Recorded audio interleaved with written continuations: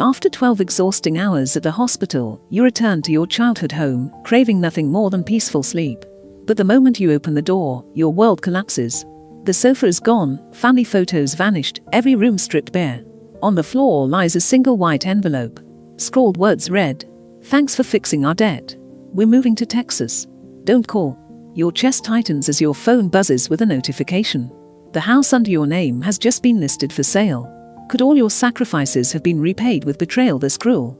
If this story resonates with you, a gentle like and subscribe is more than enough to join us for the next chapter of this journey. You sink to the cold hardwood floor, the letter trembling in your hands, your chest pounding as if you've run a marathon. The walls that once held your childhood memories now echo with emptiness. No family photos, no couch where your father watched Sunday football, no curtains your mother washed obsessively whenever stress overwhelmed her. Just silence and the brutal truth. They're gone, and they took everything with them. Your phone buzzes again. A message from the real estate company. Congratulations. Your property has been successfully listed. Your heart seizes. Not a piece of furniture, not a car, not even a savings account. No, the house. The very house you broke yourself to save. The memories flood back. That night your mother called at 2 a.m., her voice raw with panic. "We're about to lose the house. Your father made mistakes. We owe $325,000. For a moment, you had wanted to scream, to let them drown in their own recklessness. But then you thought of a door frame with pencil marks tracking your height, the kitchen where your mother taught you to bake apple pie, the backyard where your father showed you how to catch a baseball. Every memory tied to that house. And you had whispered, "I'll help." From that day forward, your life became a blur of double shifts. 12, sometimes 16 hours on your feet until your legs swelled and your back throbbed. You gave up dental insurance. You maxed out your credit cards. You ate ramen 5 nights a week and fell asleep to the hum of vending machines in the hospital lounge. While you bled yourself dry, their Facebook pages filled with smiling photos, champagne glasses clinking under captions like "Family triumph over hard times." You remember the night they threw a dinner party in your honor. Candles, wine, laughter filling the room. But when the toasts came, they weren't about you. They were about Brandon's new idea, close quote, as if his failed sports bar had never existed. You sat at the end of the table, silent, fists clenched beneath the linen, realizing your sacrifice had already been erased. That night, alone with your laptop's glow, you scoured legal documents until your eyes burned. You spoke to a lawyer about refinancing. And then, quietly, you made your move. You slid papers across the table, explained it was just for tax purposes. Your mother hesitated, pen wavering, but eventually signed the quitclaim deed. You promised to transfer it back. A lie. A necessary one. Now, sitting in an empty house, you see how foolish and brilliant that decision was. Foolish, because it meant deceiving your parents. Brilliant, because it saved you from losing everything. Yet the emptiness around you feels unbearable. Every object, every photograph, every scrap of your past gone. Golden light slips through bare windows, casting long shadows across the stripped floor. Nausea rises in your throat, but alongside it, something harder takes root. If they thought they could rob you of everything, they miscalculated. You gather your papers and spread them across the floor. Bills, contracts, receipts, each one a reminder of your silent battles. Piece by piece, the puzzle sharpens. Your father's gambling habits, your mother's obsession with appearances, Brandon's golden child immunity. Your phone vibrates with a text from Brandon. "Mom says you are being dramatic again." You look around the hollow space, a bitter laugh escaping. Dramatic. They stripped you bare and called it drama. Night falls, shadows pressing in, but within you, something shifts. Betrayal begins to crystallize into determination. They may have left you, they may have stolen everything, but the deed proves the truth. The house is yours. You whisper into the dark, "This house is mine." And they've made a terrible mistake. Have you ever given everything to protect your family, only to be met with betrayal in return? If this story resonates with you, leaving a like or subscribe is more than enough, a quiet gesture that helps us continue sharing journeys like this one. Dim light filters through the bare windows as you spread a stack of papers across the floor. Among the bills, a thick envelope from a real estate company catches your eye. Your fingers tremble as you rip it open. Final contract and closing instructions. The date hits you like a slap 3 weeks ago. While you were grinding through night shifts, hauling groceries over on your days off, they were already sealing the steel behind your back. Your eyes trace each number. Listing price, $450,000. Deposit received, $10,000. Closing scheduled for next week. Every line feels like a blade carving deeper into your chest. They hadn't just left you. They had orchestrated this betrayal while you sacrificed everything to save them. Your phone buzzes. A social media notification. A new post from your mother. Her, your father, and Brandon, smiling proudly in front of a modest Texas home. The caption. New beginnings in the Lone Star State. Finally, free. Cheerful emojis spill across the comments, relatives congratulating them as if this fresh start was earned by their resilience. None of them know the truth that their freedom was purchased with your exhaustion, your savings, your sacrifice. You swipe to the next photo. Brandon, keys in hand, grinning like he's won a trophy. Your throat tightens. This wasn't a victory. It was theft, dressed up as celebration. In your lap, the contract tells the whole story. Almost double the amount you fought so hard to cover, money they planned to pocket while leaving you with nothing. Dramatic, they called you. But who's truly dramatic now, the one who drained her soul to save a house, or the ones who tried to erase her from it? Memories flood back. 5 years ago, your father lost his accounting job. Harmless little wages turned into reckless bets, and then into debts stacked higher than you could imagine.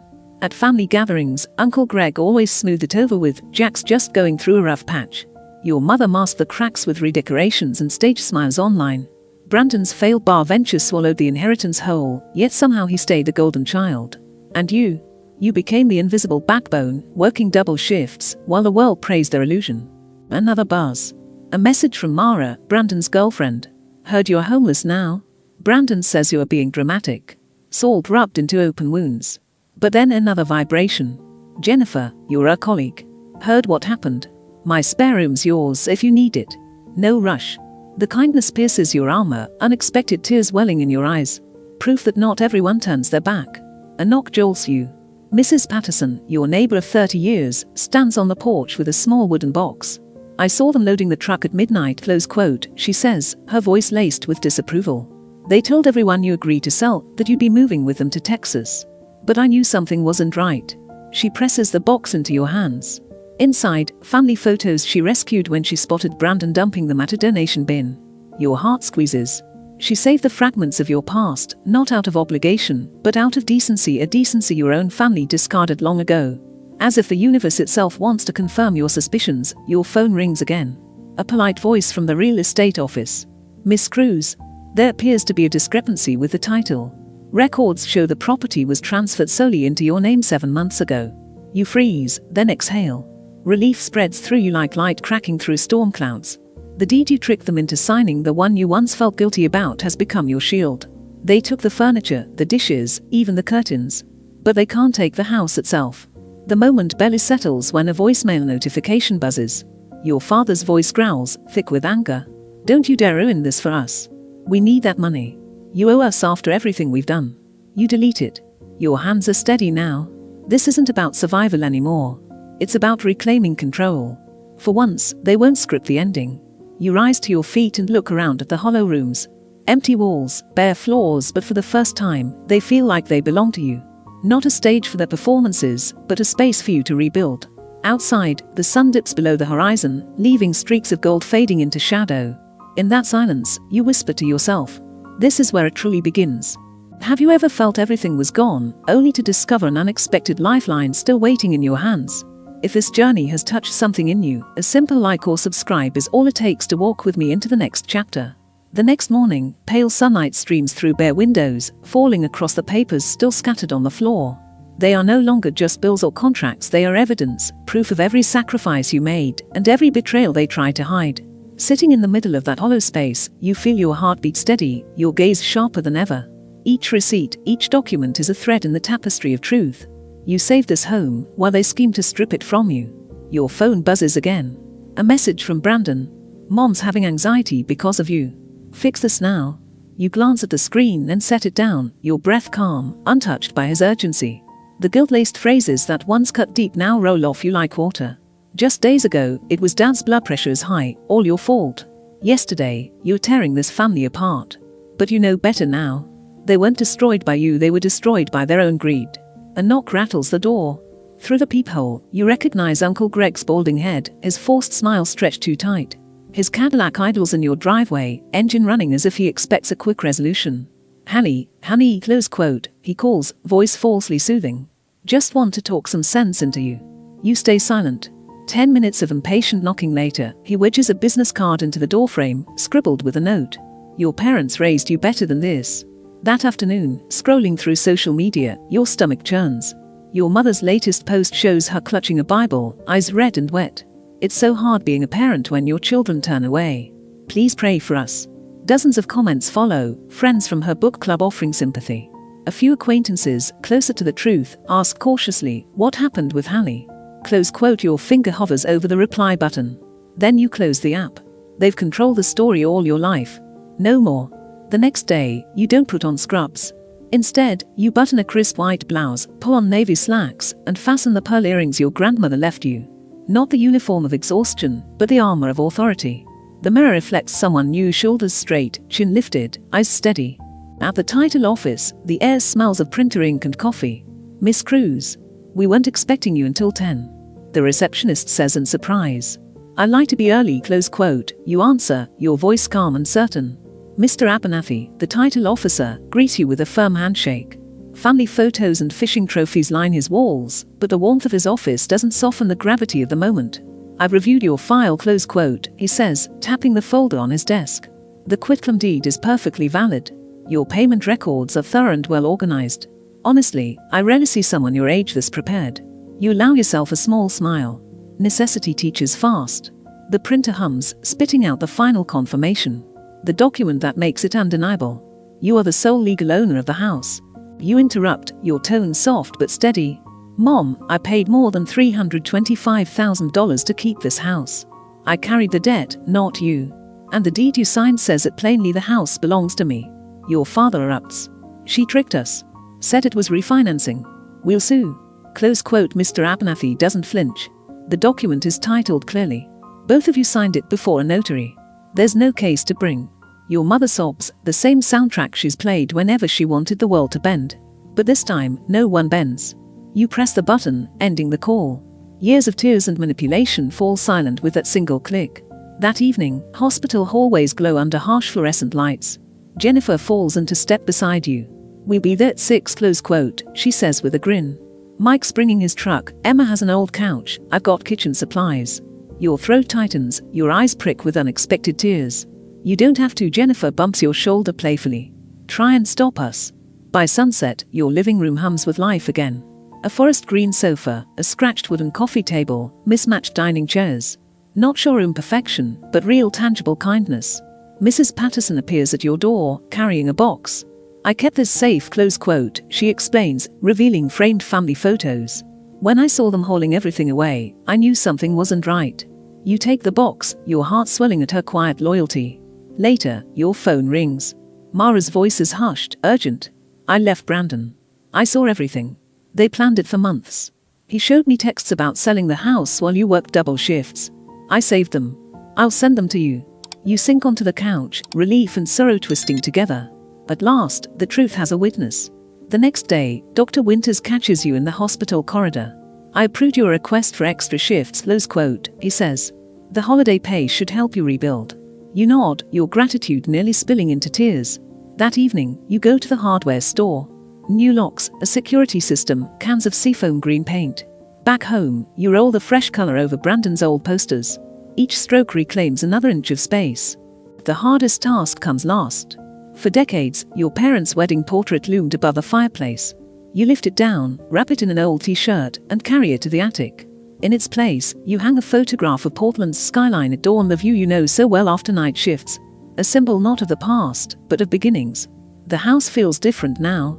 Not empty, not stolen. Yours. For the first time, as you turn off the lights and climb the stairs, you know you'll sleep without dreams of hollow rooms or stolen futures. A week later, Brandon's messages come in relentless waves, your phone buzzing so often it feels like a constant pulse of accusation.